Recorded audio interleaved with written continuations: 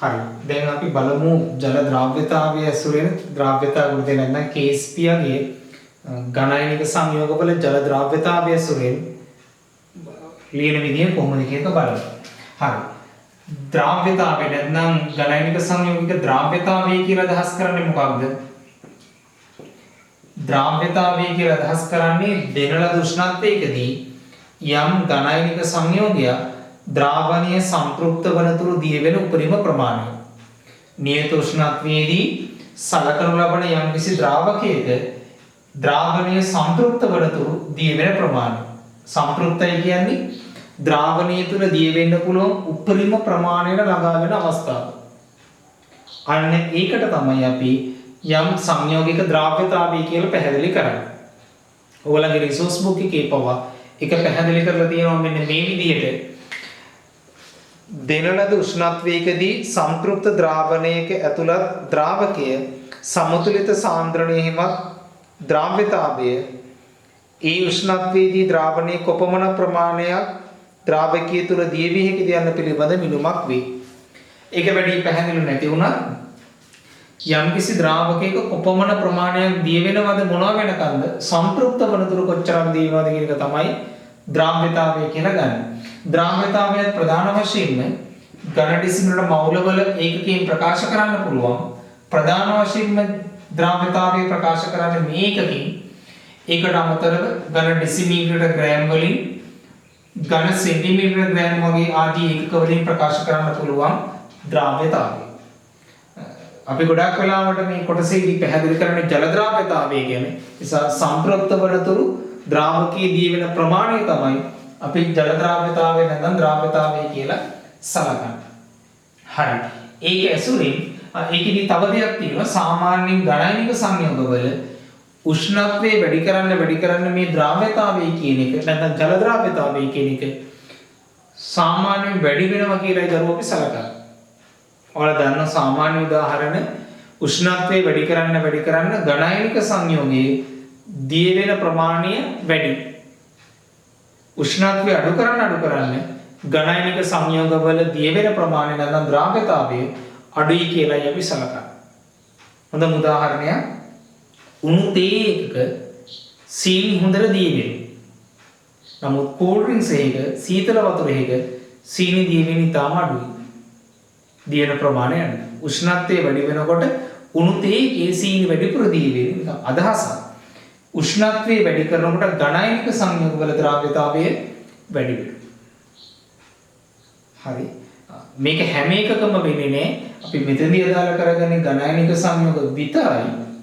නමුත් මතක් කරන්න කියන්න වායුවක් ගත්තොත් වායුවක ද්‍රාව්‍යතාවය විශේෂයෙන් ජල ද්‍රාව්‍යතාවය ගත්තොත් එහෙම උෂ්ණත්වය වැඩි කරන්න වායුවක ජල ද්‍රාව්‍යතාවය මොකද වෙන්නේ අඩු වෙනවා.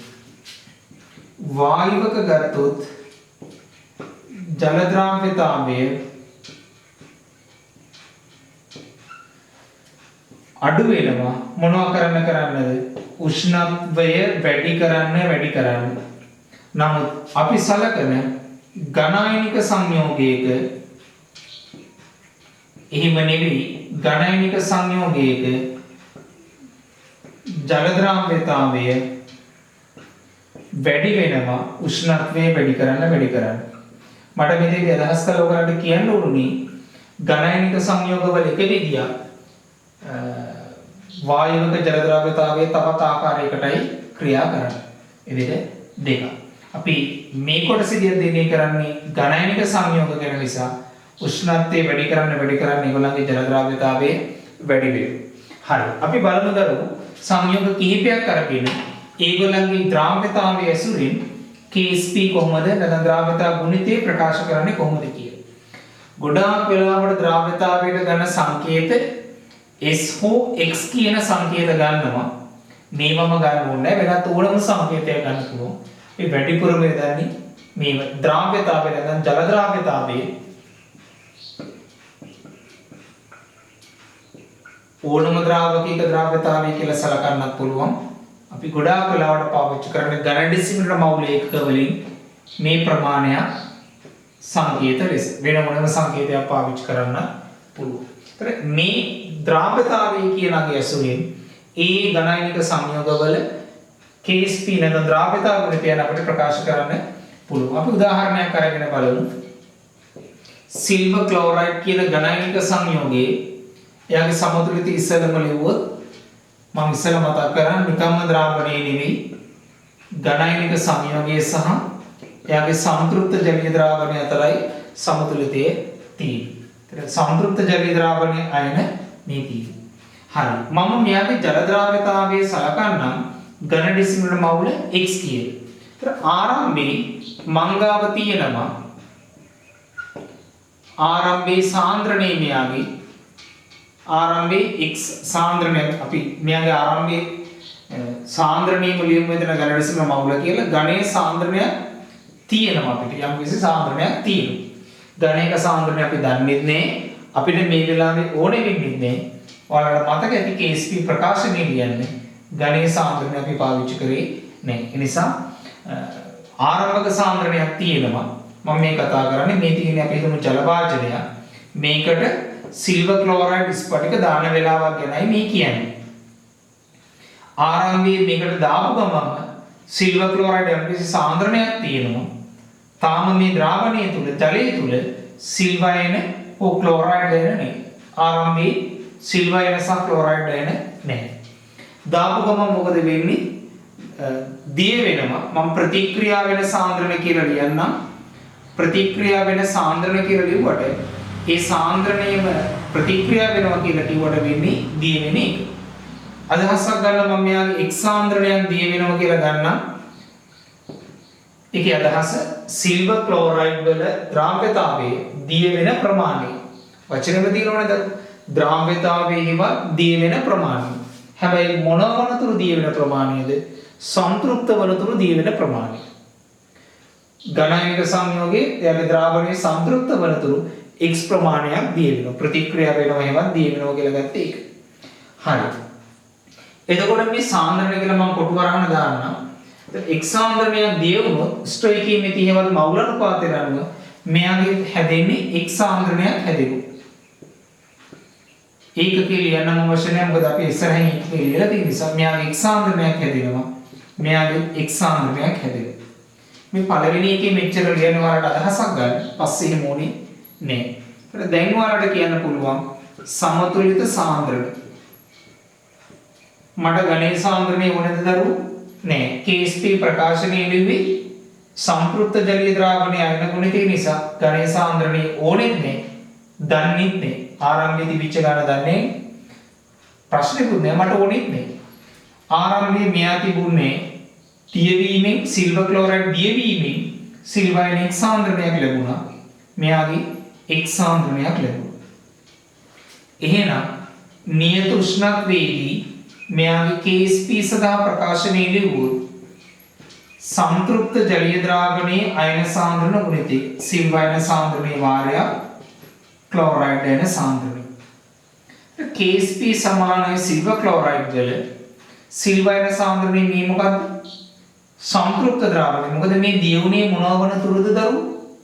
ද්‍රාව්‍යතාවයේ පැහැදිලි කරන්නේ දිය වෙන ප්‍රමාණය පැහැදිලි කරන්නේ සංතෘප්ත වනතුරු දිය වෙන ප්‍රමාණය.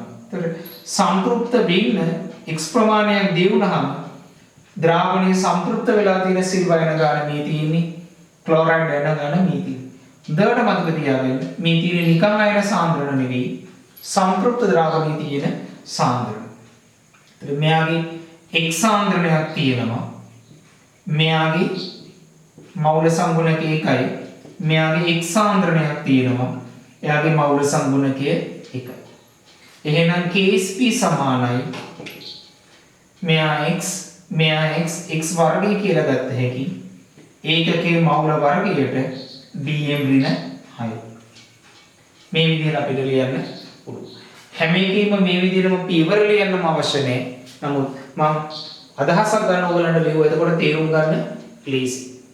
අවශ්‍ය දේවල් සටහන් කරගෙන ඕගොල්ලෝ තනියම අවබෝධයෙන් ලියන්න. වීඩියෝ එක පෝස්ට් කරලා ඕගොල්ලෝ අදාළ විදිහට තනියම ලියලා අපි ඊළඟ එක යමු පැහැදිලි කරන්න ඊට පස්සේ. හරි. මම තව එකක් ගන්නම්.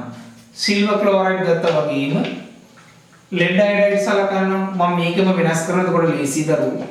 ලෙඩ් අයඩයිඩ් ඝනයිනික සංයෝගය එයාගේ සම්ප්‍රයුක්ත ජලීය ද්‍රාවණයත් අතර ඇතිවෙන සමතුලිතය සලකන්නේ යනවා. සම්ප්‍රයුක්ත ද්‍රාවණයේ තියෙන්නේ Pb2+ අයනත් I- අයනත්. තුලිත කරන්නේ මේ පැත්තේ අයඩින් දෙකක් නිසා මෙහාට දෙකක් දාන්න සමතුලිතය තුලිතයි. හරි. ඉස්සෙල්ලා වගේම ඝනයට සාන්ද්‍රණයක් තියෙනවා. බිඳුව එහෙම නෙවෙයි. ආරම්භයේ දරුවෝ මේ ඝනේ නැත්නම් ජල වාජනයට දානකොට දාපු ගමන්ම ඝනයට සාන්ද්‍රණයක් නැත්නම් එයා දිය වෙන්නේ විදියක් තියෙනවා සාන්ද්‍රණයක්. අපි ඒ සාන්ද්‍රණය දන්නේ අපිට ඕනෙත් නෑ. හරි. මේ ආරම්භයේ මෙයාගේ ද්‍රව්‍යතාවය අපි ඉස්සෙල්ලා වගේම x කියලා ගමු. ප්‍රතික්‍රියා වෙනවා එහෙම දිය වෙන ප්‍රමාණය x. ඍණ දැන් මෙයා ප්‍රතික්‍රියා වෙන නිසා. එයා x ප්‍රමාණයක් දිය වුණොත් මවුල අනුපාතයට අනුව මෙයාගේ x ප්‍රමාණයක් හැදෙනවා. මේක හැම වෙලටම වෙන්නේ මවුල අනුපාතයට අනුව. නිසා මෙයාගේ x ප්‍රමාණයකින් මෙයාගේ x ප්‍රමාණයක් හැදෙනවා. මවුල අනුපාතය 1:2 නිසා මෙයාගේ 2x ප්‍රමාණයක් හැදෙනවා. හරි. එහෙනම් සමතුලිත සාන්ද්‍රණිය ලියා ගන්න පුළුවන්. ඝනේ සාන්ද්‍රණිය මට ඕනේ නෑ. මෙයා හැදුනේ x සාන්ද්‍රණයක්. මෙයා තිබුණේ හැදිච්ච 2x විතරයි තියෙන්නේ. එහෙනම් එයාගේ සමතුලිත සාන්ද්‍රණය 2x. ආරම්භයේ තිබුණේ හැදුන 2x විතරයි සමතුලිත වෙට තියෙන්නේ. නියත උෂ්ණත්වයේදී Ksp සඳහා යාගේ ප්‍රකාශනය අපි ලියමු. නියත උෂ්ණත්වයේදී Ksp ලිව්වොත් සම්ප්‍රයුක්ත ජලීය ද්‍රාවණයේ අයන ගුණිතය Pb2+ එයාගේ ස්ටොයිකියමේටික සංගුණකය 1යි. මෞල සංගුණකය I- අයන එයාට සාපේක්ෂව මෞල සංගුණකයේ 2යි යාගේ වර්ගය Ksp සඳහා ප්‍රකාශනය ලියවෙන්නේ මේ ආකාරයට. මම මේකෙම වෙනස් කරන්න දරුවෝ. ඒ අයගේ සාන්ද්‍රණ ආදේශ කරන්න තියෙන්නේ Pb2+ වල සම්ප්‍රයුක්ත ද්‍රාවණයේ සාන්ද්‍රණයේ x සම්ප්‍රයුක්ත වනතුරු දී වෙලා x සාන්ද්‍රණයක් ලැබුණා. මෙයාගේ I- සාන්ද්‍රණය සම්ප්‍රයුක්ත ද්‍රාවණයේ 2x. එයාගේ මෞල සංගුණකයේ වර්ගය. එතකොට Ksp සඳහා ප්‍රකාශනයක් වෙනවා මෙයාගේ x වාරයක් 2x වල වර්ගය. 2x වල වර්ගය කීයද? 4x වර්ගය. 4x වර්ගය මේකත් එක්ක සුන්නාම 4x ධනය. මේ විදිහට අපිට ලියන්න පුළුවන්. ඕනනම් සංකේත වලින් ලියන්න පුළුවන්. අපිට ඉලක්කම් දුන්න ද්‍රව්‍යතාවයේ ඒ ඉලක්කම් පාවිච්චි කරලා ලියන්න පුළුවන්. මෙයා ඒකකේ එතකොට මොකද වෙන්නේ? ඝන ඩෙසිමීටර මවුල වල ඝනයක් ඒවත් මවුල ඝනය dm ඍණ 9 වෙනවා. මොකද මෙයාගේ පළවෙනි බලයේ ඝන ඩෙසිමීටර මවුල වල මෙයාගේ වර්ගපදයක කියනවා. ඔක්කොම ඝන ඩෙසිමීටර මවුල වල ඝනයක් ඒකකේ. පැහැදිලිද? හරි. අපි මේ විදිහට සංකේත වලින් ආදේශ කරලා ඊට පස්සේ අපි ඉලක්කම් ආදේශ කරලා ජල ද්‍රව්‍යතාවයන් පැහැදිලි කිරීම කරමු. අවශ්‍ය දේවල් සඳහන් කරගන්නවා වීඩියෝ එක පෝස්ට් කරලා තව එකක් මම උදාහරණයක් ඊළඟට ලියන්න.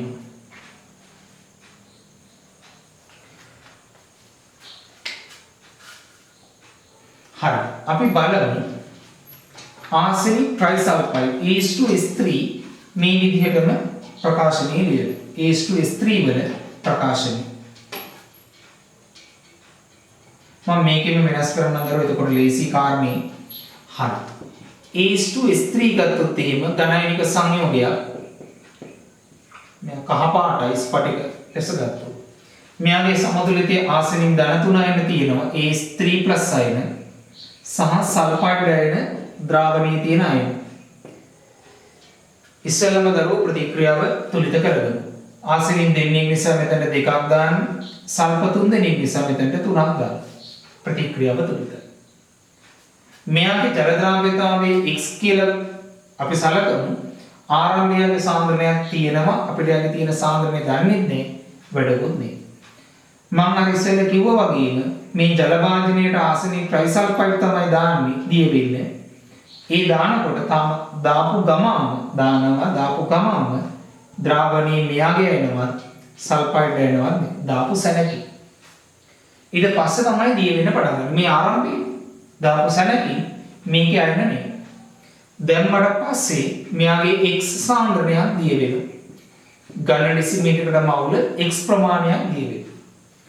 එතකොට යාගේ x ප්‍රමාණයකින් මවුල අනුපාතය ගන්නම යගේ තීරණය වෙන්නේ මෙයාගේ x ප්‍රමාණයක් දිනුනොත් එකට 2 නිසා මෙයාගේ 2x සාන්ද්‍රණයක් හැදෙනවා. 2ට 3 නිසා මෙයාගේ 3x සාන්ද්‍රණයක් හැදෙනවා. හරි. සමතුලිත වෙලාවේ තියෙන සාන්ද්‍රණ ඝනයේ සාන්ද්‍රණය මට උනේ නේ. මෙයාගේ හැදිච්ච 2x විතරයි තියෙන්නේ. ආරම්භයේ තිබුණේ මෙයාගේ හැදිච්ච 3x විතරයි. මුලින් හැම විටම තර්කයත් එක්ක අවබෝධ කරගෙන මෙච්චරක් තිබුණා. දිය වෙලා සම්පූර්ණ වන තුරු දිය වෙලා මෙච්චරක් හැදුණා. ඒ අනුව සමතුලිත වෙල මෙච්චරක් ඉතුරු. ටිකක් ඕගොල්ලෝ මේක පුරුදු වුණාට පස්සේ ඔය සමහර වෙලාවට මෙන්න මේ පියවර ලියන්න නැතුව ඔයාලට ටිකක් පුරුදු වෙනකොට වේගයත් එක්ක එකපාරම සමතුලිත සාන්ද්‍රණ ටික ලියා ගන්න පුළුවන්. එකපාරට මෙහෙම ඉන්න එපා. ටිකෙන් ටික අවබෝධ කරගෙන මේ මට්ටමට එන්න. හරි. මේකේ කේස් පී සඳහා ප්‍රකාශනයේ ලියුවොත් එහෙම ආසනින් ධන 3යින එයාගේ මෞල සංගුණකයේ වර්ගයේ වාරයක් සල්ෆයිඩ් යන සාන්ද්‍රණේ එයාගේ මෞල සංගුණකයේ 3යි මේ විදිහට එන්නේ. හරි. සම්ප්‍රයුක්ත ද්‍රාවණයේ තියෙන ආසනින් ධන 3යින සාන්ද්‍රණේ කීයද දරුවෝ 2x. ඒකේ මෞල සංගුණකයේ වර්ගය සල්ෆයිඩ් යන සාන්ද්‍රණේ කීයද 3x. එයාගේ මෞල සංගුණකයේ කීයද 3යි. 2x වල වර්ගය 4x වර්ගයක් වෙනවා. මෙතන 3x වල ධනයක් තියෙන්නේ. 3x වල ධනෙ 27යි x ධනෙ.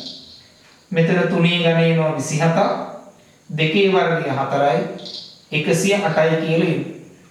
27 වැඩි කිරීම 4යි කියන්නේ 108යි. x වල වර්ගයයි මේ x වල තුන්වෙනි බලයයි ඔක්කොම x වල පස්වෙනි බලයයි. ඒකකයේ ඝන ඩෙසිමීටර මවුල වල පස්වෙනි බලයක් කියලා ඉන්නේ. ඒක නැත්නම් මවුල 5යි dm ඍණ 15 කියලා ලියන්නත් පුළුවන්. නැත්නම් ඝන ඩෙසිමීටර මවුල වල පස්වෙනි බලය කියලා ලියන්නත් පුළුවන්. ලියා ගන්න කලින් චොට්ටක් අහන් ඉන්න.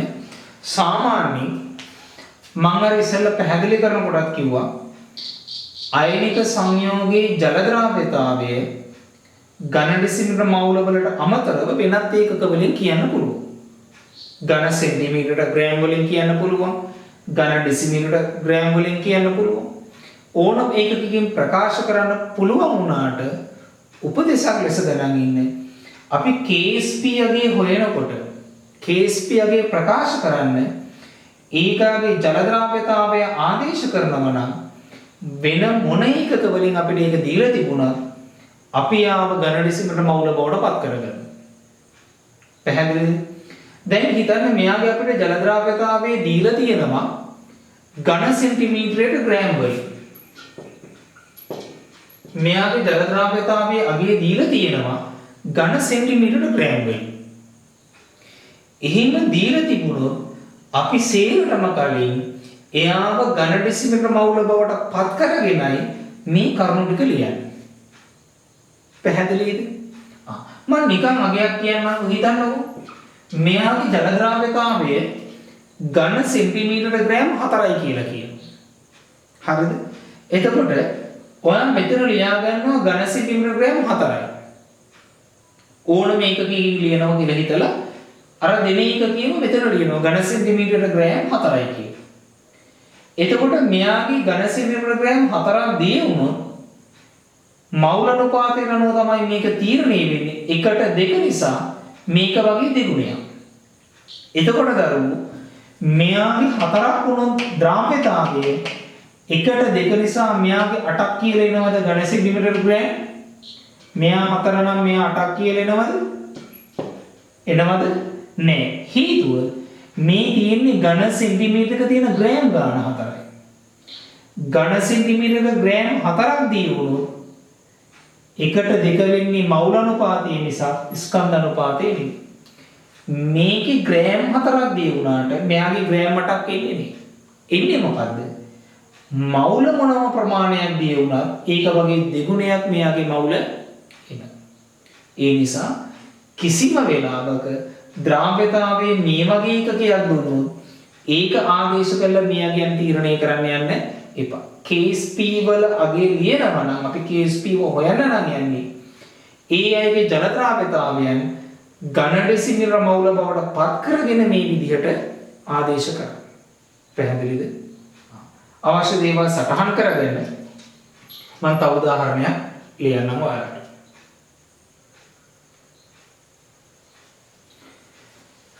හරි.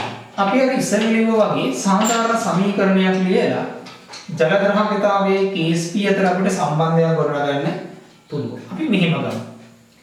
අපි සාධාරණ සංයෝගයේ AM BM කියන ගණනික සංයෝගය.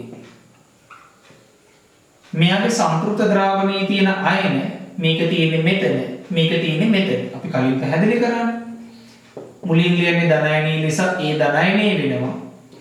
B පස්සේ ලියන කෙනා ඍණයනී වෙනවා. මෙයාගේ ආරෝපණය මේ තියෙන්නේ මේක තමයි මෙතන තියෙන්නේ. තුලිත කරන්න. A වල m ප්‍රමාණයක් දාන්න. B වල තුලිත වෙන්නේ m ප්‍රමාණයක් තියෙනවා. හරි. මෙයාගේ ගණයේ ආරම්භක සාන්ද්‍රණය මම දන්නේ නැහැ. ගණයේ දිය කරන කලින් ද්‍රාවණය තුල මේ අයන නැහැ. ඉස්සෙල්ලා දෙමයි ආරම්භයේ A BM දානකොට ආරම්භයේදී මේක තුල මෙයාගේ අයන නැහැ. තාම දැම්ම විතරයි දිය වෙන්න පටන් ගත්තේ නේ. පැහැදිලිද? හරි.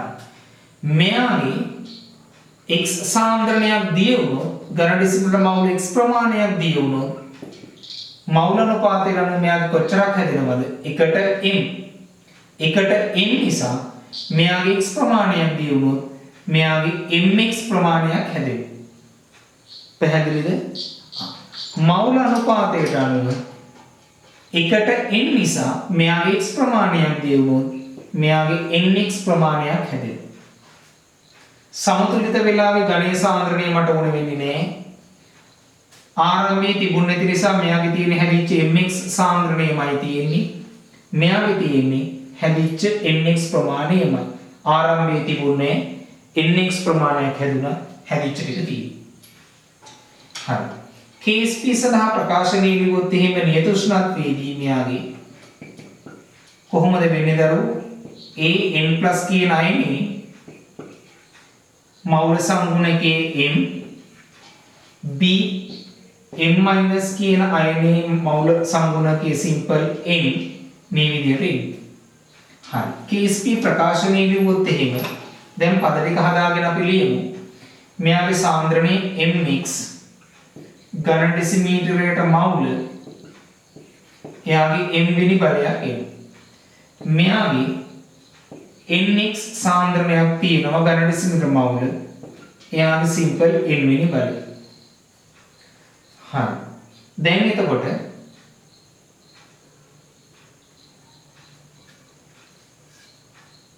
කාරණා ටික අපි බලමු.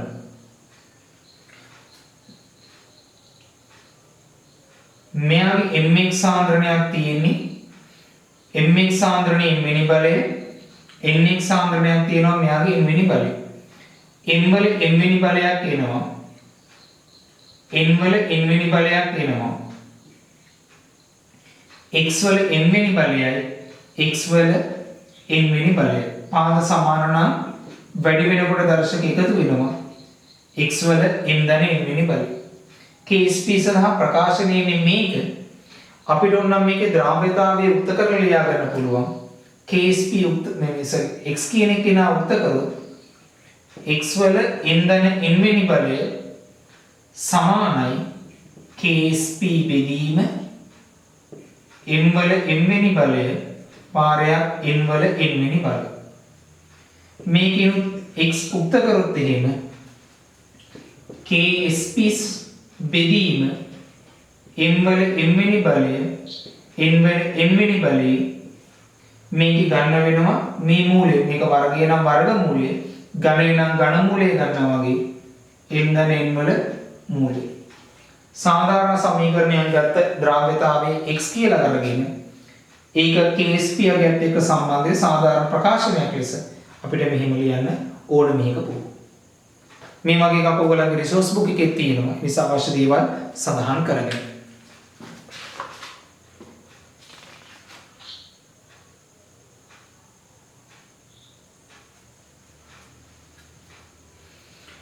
අවබෝධය තියෙනවා නම් මවුල අනුපාතයත් එක්ක අවශ්‍ය කාරණා කෙටියෙන් තීරණය කරලා පැහැදිලිව ලියා ගන්න පුළුවන්.